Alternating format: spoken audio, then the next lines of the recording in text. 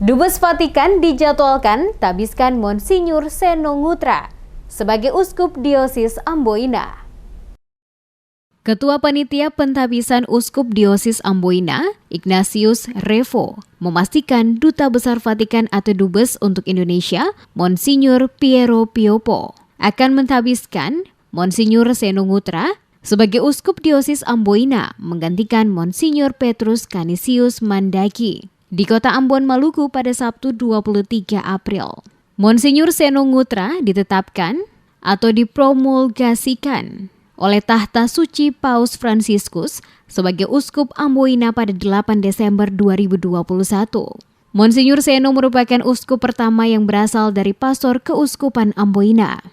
Dijelaskan Dubes Vatikan akan menjadi penabis utama dalam prosesi penabisan Monsinyur Seno Ngutra sebagai Uskup Diosis Amboina, didampingi Uskup Monsinyur Petrus Canisius Mandagi, penabis 1, dan Uskup Benedictus Roli Untu sebagai penabis 2. Prosesi penabisan akan berlangsung selama 3 hari sejak Jumat 22 April dan dihadiri lebih kurang 25 uskup dari keuskupan di Indonesia. Lebih dari 150 orang pastor, 50 biarawan-biarawati, perwakilan umat dari wilayah gerejawi Keuskupan Amboina dan perwakilan paroki di Kota Ambon.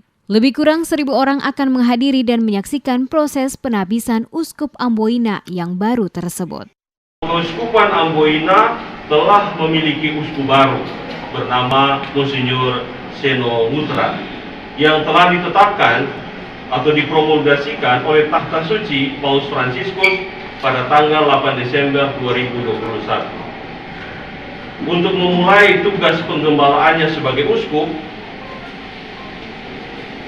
Seno akan ditabiskan di Katedral Santo Fransiskus Xavierus Ambon pada tanggal 23 April 2022. Uskup ini adalah uskup pertama yang berasal dari pastor Keuskupan Amboina.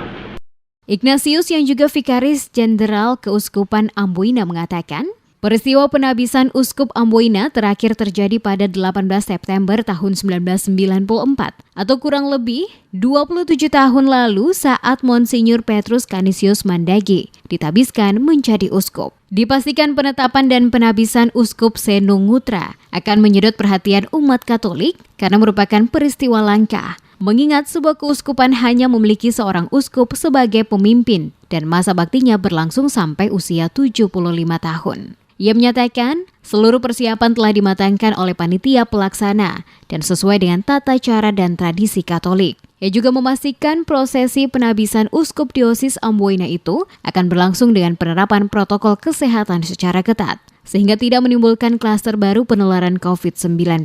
Ignatius menambahkan panitia penabisan telah melayangkan undangan resmi kepada Menteri Agama Yakut Khalil Qomas, namun pihaknya belum menerima konfirmasi tentang kesediaan Menak menghadiri penabisan tersebut. Sedangkan yang sudah mengkonfirmasi hadir, yakni PLT Dirjen Bimbingan Masyarakat atau Bimas Katolik Kemenak Albertus Magnus Adiarto Sumarjono.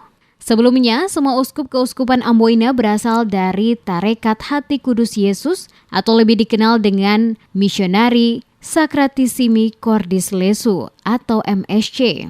Uskup adalah pimpinan gereja Katolik setempat atau keuskupan yang dipimpin oleh Tahta Suci Vatikan dan bersifat seumur hidup, serta menjadi bagian dalam jajaran pada uskup sedunia.